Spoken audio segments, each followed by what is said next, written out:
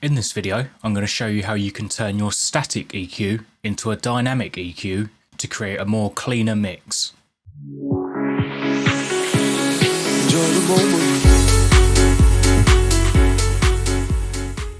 So first of all, why do you want to create a dynamic EQ?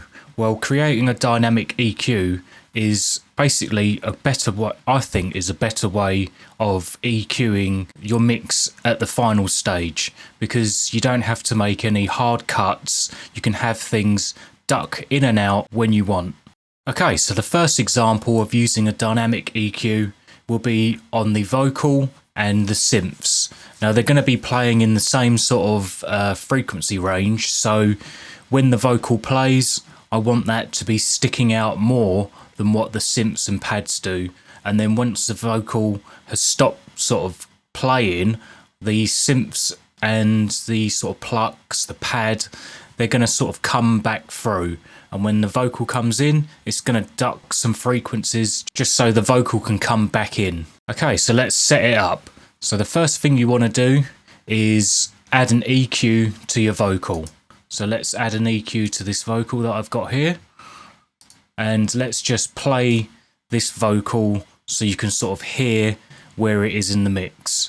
So we've got a piano playing, and a pad playing, and a vocal. So out of the three, I definitely want the vocal to be sitting on top of all of these elements. So let's just take a listen to what I've got to start with.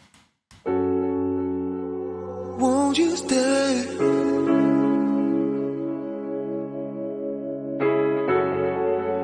Please don't you say goodbye. Now, as you can hear, the piano and the pad are playing in the background, and there's definitely some frequencies clashing there. So with the parametric EQ2, which is just a stock one in FL Studio, we'll be able to see where the frequencies are on the vocal. Won't you stay? And it's from about the low mid to about the high mid, and there are some in the really high, but we just want to be ducking out sort of the mid section of the pad and the lead, just so the vocal can sit better in that mix. So we know whereabouts we want the ducking to happen. Let's add the peak controller to the vocal, which you can find in the controller section. And here we go, the peak controller, probably my favourite plugin. So now that we've got the peak controller on the vocal and we know what frequencies roughly we want to be ducking, let's go into the pad, the piano and the pluck, because the pluck's going to be playing sort of in the mid part of the track, so that counts as well. And I've colour coded them all the same colour so I know that these are the synths. And I'm just going to add an EQ to all three of these.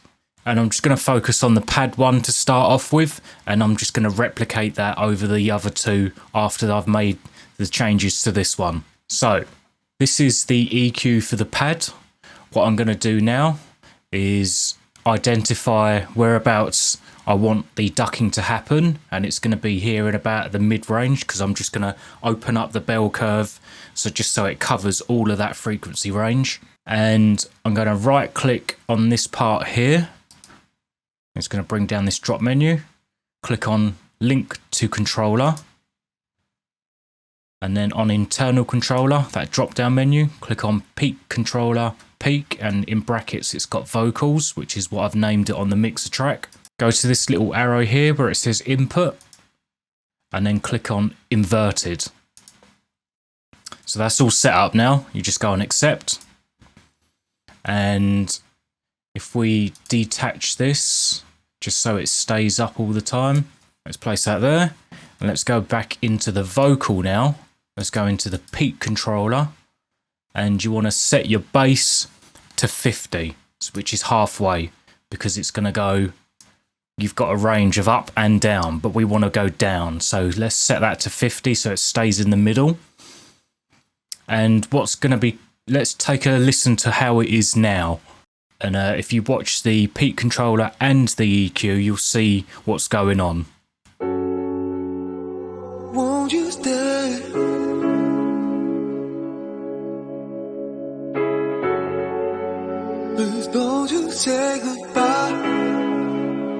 And as you can see, when the vocal comes through, it's going to be ducking out them frequencies on the pad. So let's set that so it sounds good. And the volume, as it's set now, is set to 100%, but we want to just dial that back. Won't you stay?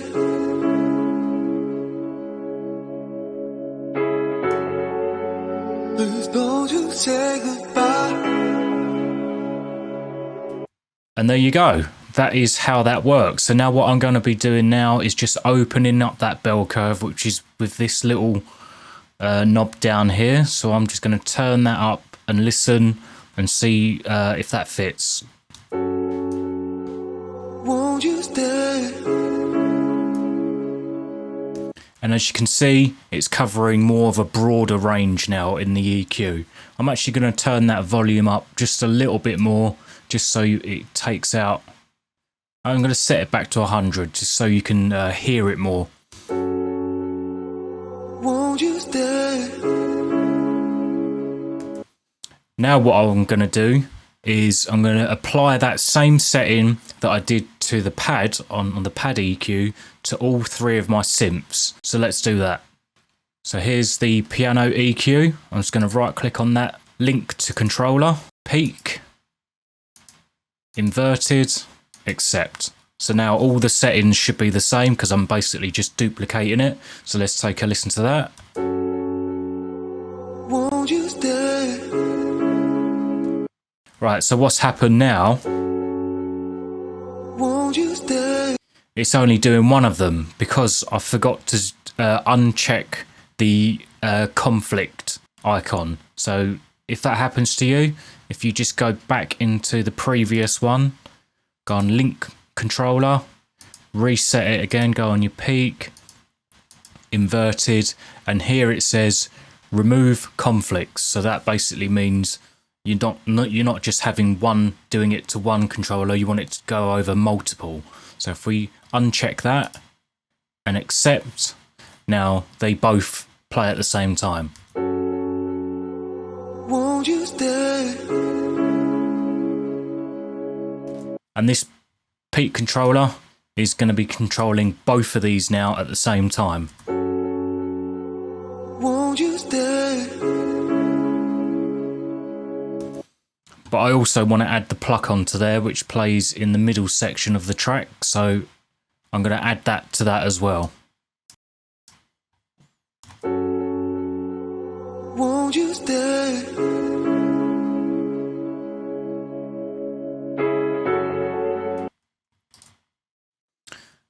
So in this part of the track, we have the piano, the pad, the vocal, and the pluck all playing at the same time. But now that I've set this up, the vocal is going to shine through and the frequencies of the vocal are going to be higher than what the other elements are. So you'll see that when I press play. If you watch the three EQs. Won't you stay?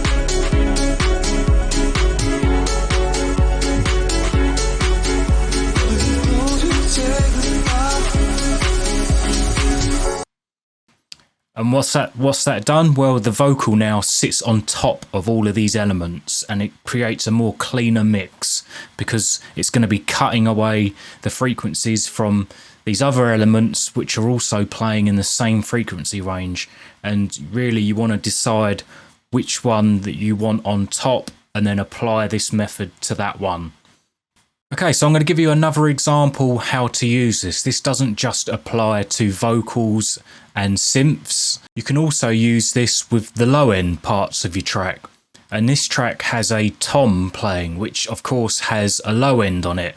And I want that to come through. I don't want to just cut that out and have just some sort of tapping noise in the background. I want that low end of the tom to be sitting in the mix properly. And where that's going to be conflicting is with the bass line. So let's set that up. So I've got the bass line. I'm going to add a peak controller to that. I'm going to pick the tom. I'm going to add the peak controller to that. Set the bass to 50 again. because now you're in the middle of the EQ. And then I'm going to go over to the bass line, add an EQ, and I don't really want it to be taking out some of the sub. In fact, yeah, I'm gonna go with the sub, the low end of the bass line. So if I right click on the end one, linked to controller, and now you've got two here. You've got toms and vocals. We're obviously going to be using the toms. Inverted, accept. Now this is the tom peak controller, and this is the parametric EQ of the bass line. So let's see what happens now.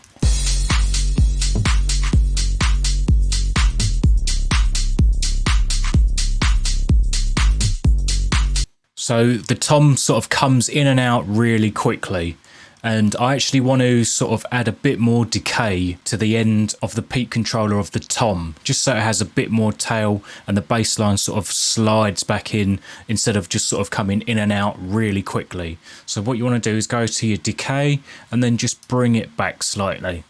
So now if you watch the EQ and the parametric, if you watch the EQ and the peak controller, you'll see what I've just done there.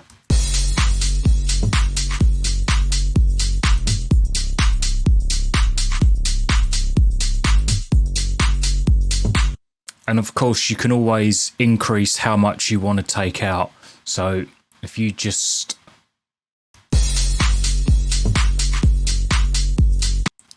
increase the volume slightly, it's going to cut a lot more of that low end out. So let's just check that out.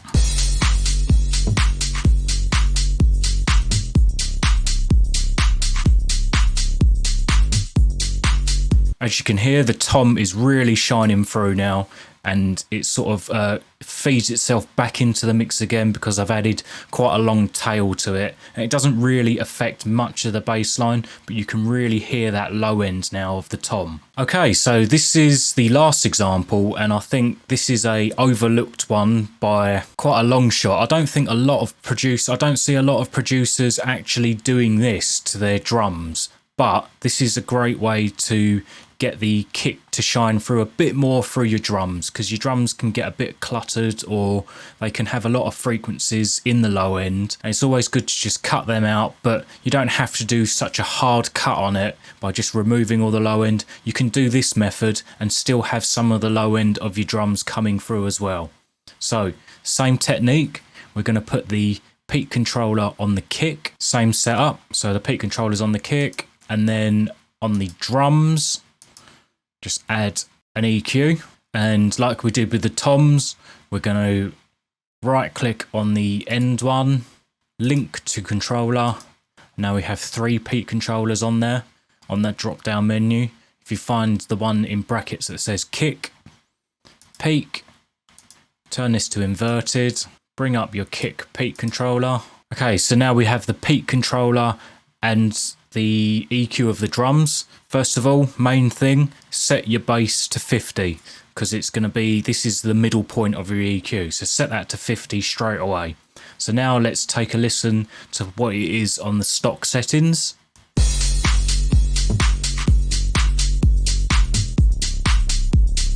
And as you can see in the drums, there is some low end. So let's get rid of that when the kick comes in and after it sort of pumps back out.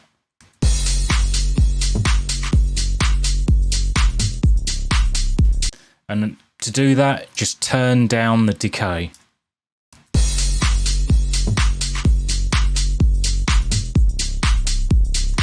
And I actually want to be cutting out a little bit more on the frequency range. So down here on the frequency part of the EQ, just turn that up and you'll see that one moving along.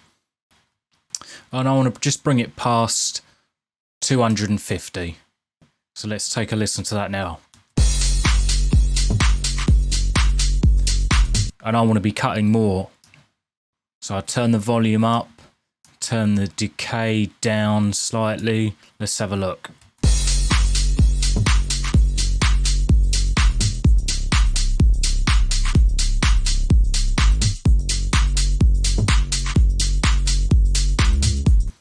And you can also add this to multiple parts of your EQ. So there is actually a tiny little bit of high end on that kick, just where it clicks. So what I'm going to do now with this number 6, I'm going to link that to controller, find the kick, click on the peak, inverted, remove conflicts is off, and accept. Now I'm just going to change the curve on this.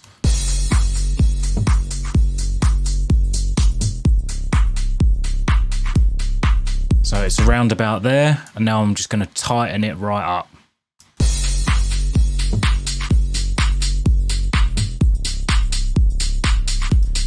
Now that kick really shines through.